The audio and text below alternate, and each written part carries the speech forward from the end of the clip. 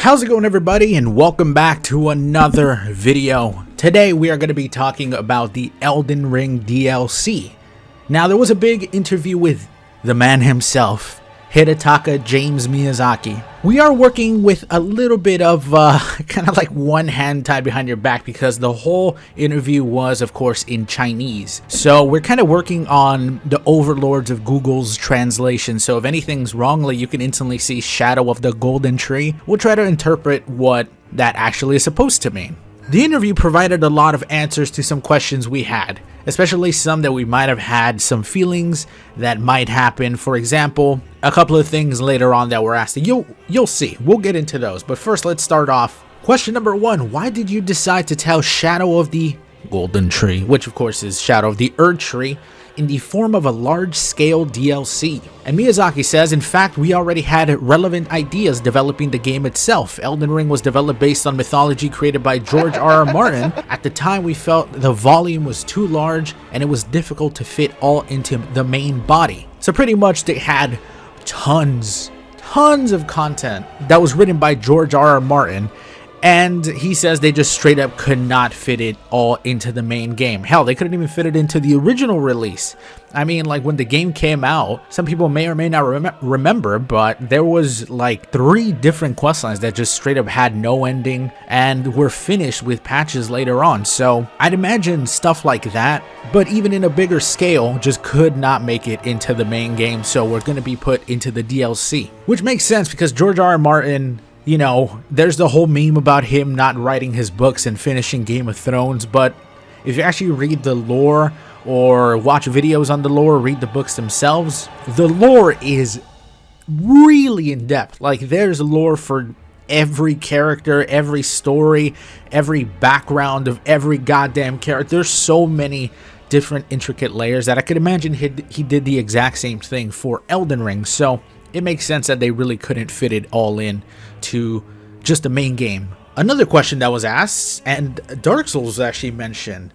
Basically, Dark Souls has previously launched 2 or even 3 DLC contents. This time, Elden Ring has concentrated all the content into one DLC. Is it for similar consideration? And Miyazaki replied, Elden Ring emphasizes the exploration and adventure of the big world. In order to provide such an experience, a vast and huge scene is inevitably needed. Therefore, instead of splitting it into several parts, it is simply better to make a big one. If they were sold separately, the freedom of exploration and sense of adventure would be reduced, which I agree.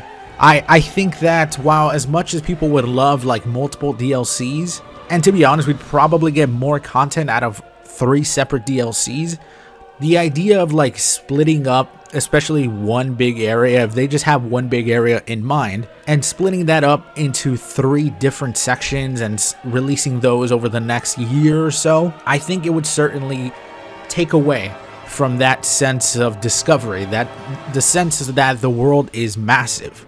If you just cut off sections of it and then just add them together later, they just want another Elden Ring. Of course, Elden Ring was huge. My favorite part about it was just straight up exploring the world and finding tons of secrets. I mean, people were still finding secrets like random little caves up to even a couple months ago. Who knows, there may still be some secrets laying around, and I think he wants that same experience for the DLC. And I say him, but obviously I'm talking about the whole From Software team. I'm assuming they want that same type of level of design and experience for the world for this DLC as well, just to feel kind of grand. And if we split something like that up into multiple parts, I can see it cutting into the enjoyment of it and what they want with that, I guess, sense of like a grand big world. So this is actually another interesting one, one that a lot of people were kind of curious about, like the difficulty of the DLC. You know, it's something that we've mentioned in the past, as in like, how hard is it going to be? Are we going to have just end game level bosses and enemies? So the question was, it has been more than 2 years since the original game was released, and many players' levels and equipment have already been formed. So how should the enemy strength and difficulty in the DLC be balanced? And Miyazaki replied with, the difficulty of the DLC is probably equivalent to the level of the second half of the main game, which is kind of what we expected, knowing that basically the bosses that you need to beat were like Radon and Moog. And my assumption for Moog was that you have to enter the DLC using the egg, which I'm still gonna assume that. But by the way, I also love that Google translated Moog and Radon to Latarn and Munger. Players at this time should already have a certain understanding of the game. Generally speaking, since it is the second half, the difficulty is relatively high. We also introduced a new level element in the DLC, allowing you to freely choose the challenge intensity. For example, if the player's level in the main body is already very high, he can choose to turn off growth and not upgrade this attribute to challenge the enemy. But if he feels that it is already difficult for him, he can continue to improve the new attributes and character strength. Now, honestly, that one's really hard to gauge considering the Google translations, and I apologize for that. Hopefully we get like the full proper translation from, not a robot. I'm assuming by that he means there is a new level, which we did already know about. They have a new thing to level up, and it's going to come with a new stat. We're not still entirely sure what this new stat is, but it seems to be something that is actually optional.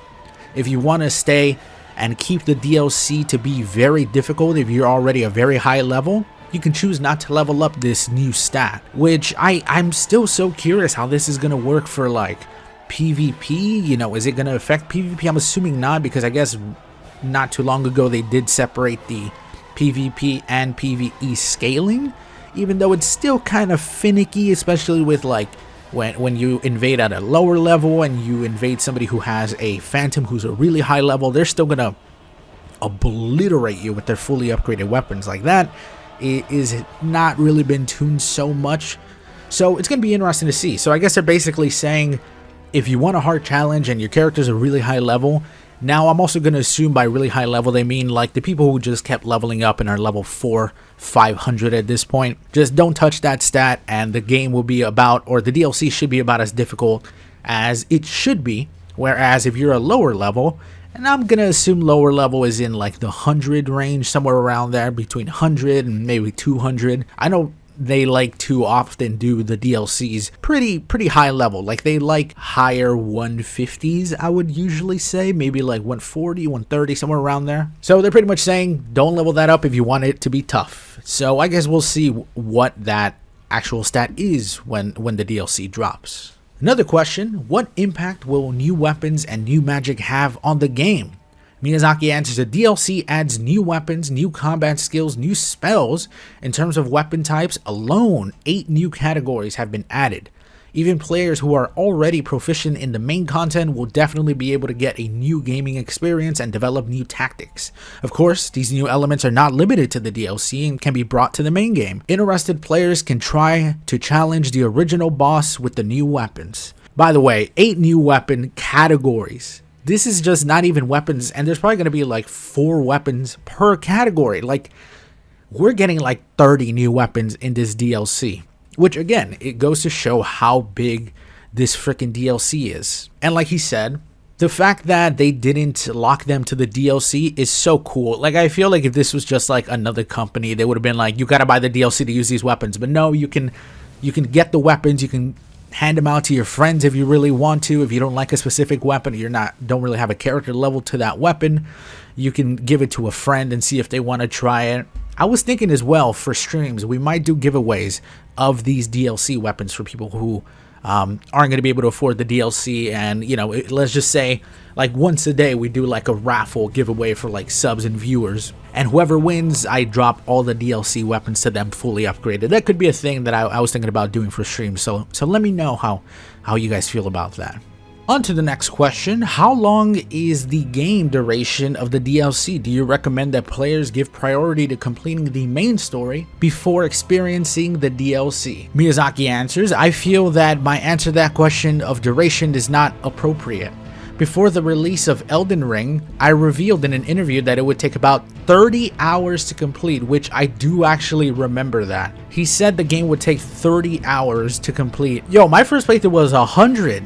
It was 100 hours. Maybe if you push through and just did the main bosses and explored nothing at all, it can be 30 hours. That was a crazy low ball, which was great because they didn't really promise anything. They said 30 hours and then people put in 100 hours into this thing and were shocked. So I'm glad he's not putting a number on the DLC from the looks of it. But he continued with, but after it was released, everyone said that I was lying. In fact, not at all. As developers, we will definitely continue to experience the game. We are too skilled, so the duration has no reference value, which is true. You know, if you play the game over and over and over and over and over, naturally some of them were probably just decimating the game in 30 hours. So that was their reference to the amount of time that it would take. As for the order of play, everyone can play according to their preferences. There is no strict order. If anything, we recommend starting to experience the DLC after playing the second half of the main content, and then returning to the main part to complete the game. Because if you clear this chapter first, you will go directly to the second chapter, and there is no way to directly connect to the DLC. So what I think they mean by that is that they recommend you going into the DLC pretty much before finishing the game and getting any type of ending.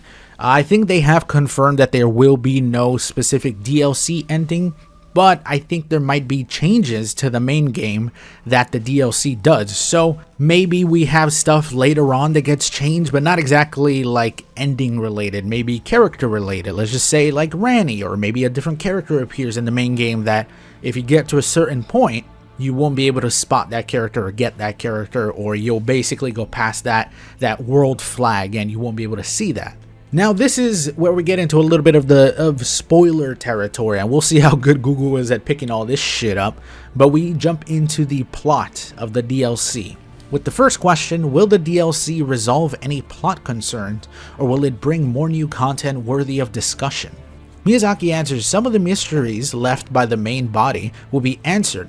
As for whether it will bring more new pitfalls, on this basis, I cannot guarantee that overall. Through DLC, we will have a deeper understanding of the worldview and the game's story. So it's pretty much going to expand on some of the lore that is already there. Will it offer new stuff and leave new concerns for a possible Elden Ring 2? Maybe. They don't really want to specify, and there is kind of a reason for that, and we'll get into that here in a moment. And then the next question, with the launch of the DLC content, will the story of the main game be reorganized and updated? Miyazaki answers no. Just like the other games, my idea that the story part is expected to be completed by the players themselves. The player's own gameplay is also part of the story. So the story of this article will not be adjusted through DLC. Of course, if there are obvious bugs, they will be fixed, but there will be no changes to the plot. Essentially saying the DLC is not going to add any new endings or any new things that could lead into another ending for the main game. It's essentially its own separate story that will maybe add some stuff to the main game's world, but not going to drastically, you're not going to blow up the entire erdtree and then fucking be able to do PvP on top of that by the end of the main story after finishing the DLC. Next question asks, in the concept drawing of Shadow of the Erdtree, or Golden Tree, there are many things similar to curtains appearing in the background of the broken Erdtree. What are the meaning of these curtains? At the end of the promotional video, with Mikola raising her hand, why did these curtains disappear again? Miyazaki answers, we hope to make players feel that Land of Shadows and Borderland are physically separated and sealed worlds. As for the part where the curtains disappear, it is not convenient to reveal it yet. It can be said that the reason why the broken shadow tree in the picture is designed in this way is to present the look and feel of this is a world where the will is distorted and gradually collapsing. So that's interesting. I'm glad he straight up... I also don't know why they're asking like straight lore questions like, why does this happen because of this? Like, yo, they want to reveal it when the DLC comes out. I don't think he's going to be like, all right, hold on, let me spoil it for you. Yeah, so Mesmer dies and turns out he's your brother. Like they're not really going to be dropping these crazy bombs, but I understand why they wanted to ask specific things that they saw in the trailer. Luckily, Miyazaki's not spoiling anything. His lips are tight. Will there be new forces appearing in the DLC? Do the factions in this article, such as Stars or Two Fingers, have influence in the world of the Shadowlands? Miyazaki answers, it depends on how you define power. Of course, there will be new groups, and on this basis, some of the organizations in this article will be further completed. Basically saying, we're probably going to get like new types of people like we had, the people who follow Gold Mask, and then we have the people who follow the two Fingers, and then we have the people who followed the Frenzied Flame. So I'm assuming we're going to get more of these in the DLC, and we're going to have some of those kind of expanded, because honestly the Fingers are still they're still real weird. I want to know more about them because they're just weird. And I guess the DLC will hopefully answer some more of those questions. Next question asks, there are two very similar looking items in the main game. Miquella's water lily and Torina's water lily. We all know Miquella, and by the way, I think Torina means Trina, as in Saint Trina. We all know Miquella, so will there be a role for Torina in the DLC? What is her relationship with Miquella? Miyazaki answers, the identities of Miquella and Trina have caused a lot of discussion after the release of the main game. They can be regarded as different existences, but we don't want to reveal a specific relationship yet, and we hope everyone can explore it on their own. What can be said is that Trina will appear in the DLC and the relationship between the two will be further explained. So kind of cool. We got a confirmation that we're going to see Saint Trina, which we get a little bit of lore of throughout the DLC, or throughout the main game, sorry, DLC on the brain. But we actually do get, you know, we have like Saint Trina's swords, we have a bunch of different little stuff here and there. So it's going to be cool to see that character in the DLC as well. Another question, will the ending chosen by the player in the main story have a different impact on the narrative of the DLC? Does the DLC have multiple endings? Miyazaki answers, DLC is an independent existence, so the player's choice in this article will not affect the DLC story. As for the endings, there are actually no so-called end or endings. Of course, the DLC will not have as many endings as the main game, but players will still have to face some choices during the game. So basically, no, they're not going to affect each other, but there will be reasons, I'm assuming, to play the DLC multiple times. There's going to be different choices. Maybe you side with different factions, different people, betray different people, kill different people, save different people.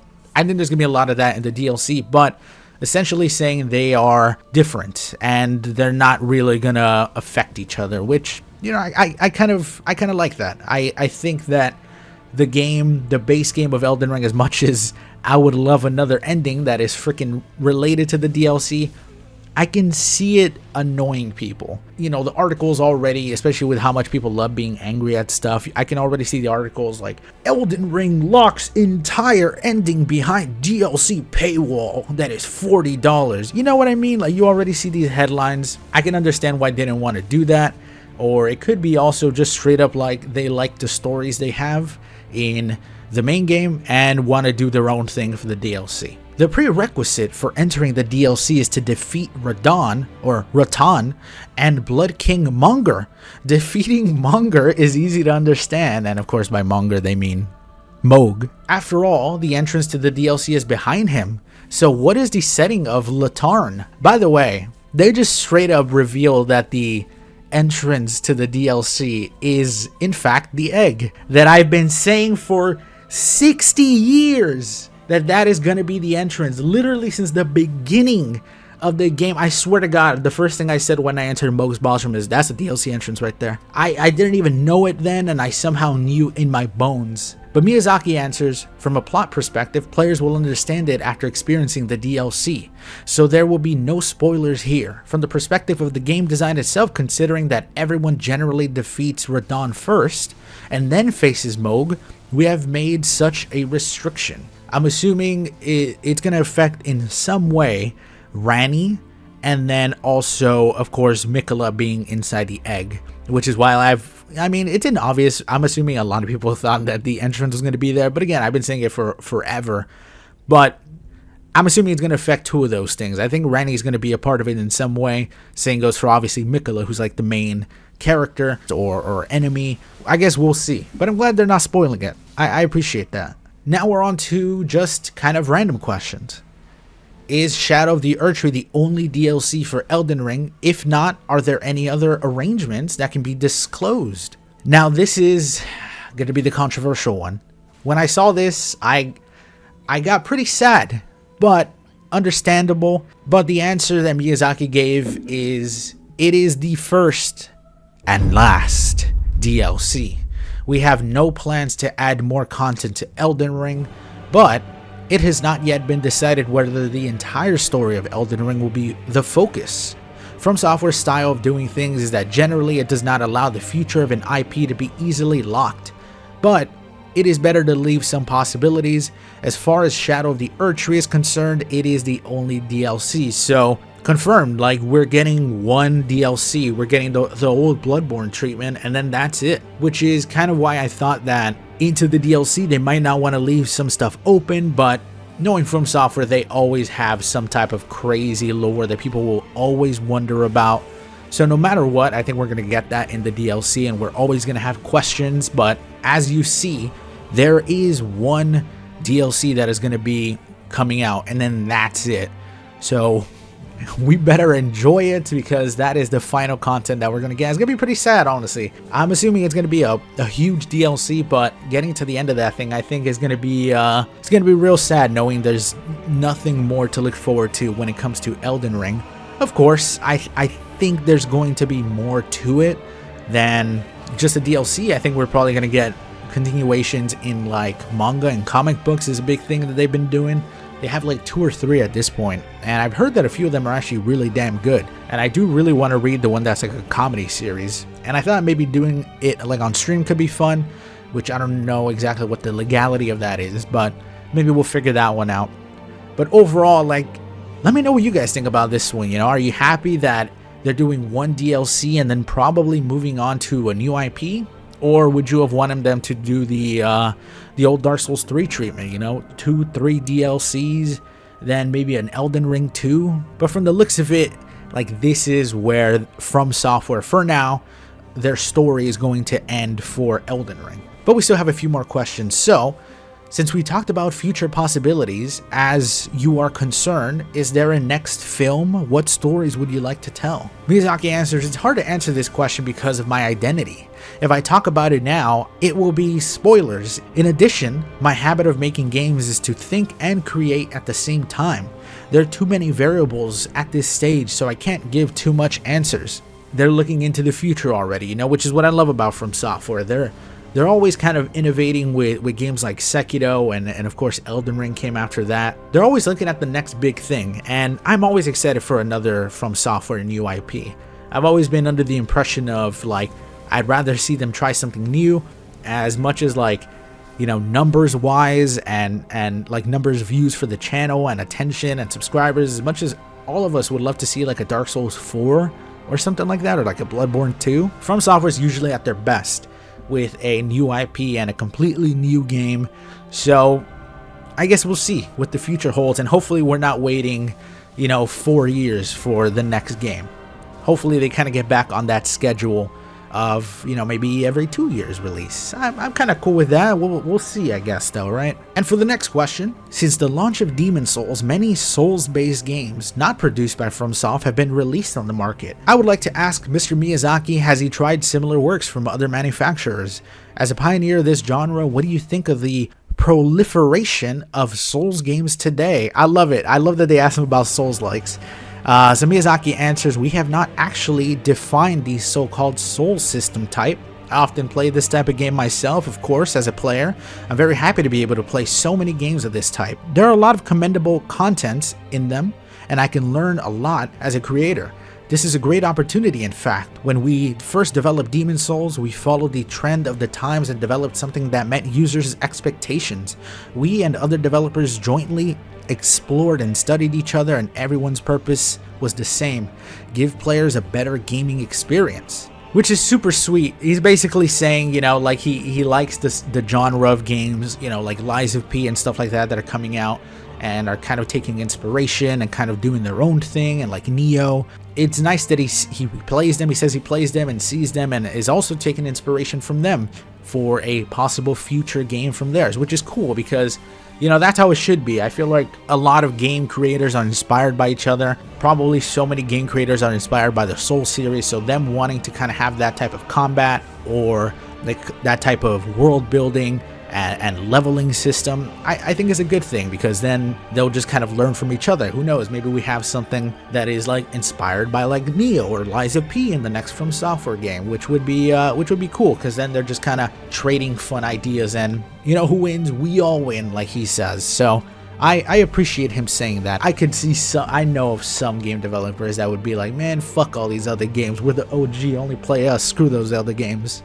So it's nice to see them being happy about it. But for the final question, we have finally, what would you say to the players who are looking forward to Shadow of the Erdtree? Miyazaki answers, when we develop games, we don't actually consider it for a certain cultural circle. Instead, we create games for players who like our works. I'm very happy that my game is loved by Chinese players. Next, I invite you to experience the DLC for yourself. Enjoy the joy of combat and experience the fun exploration.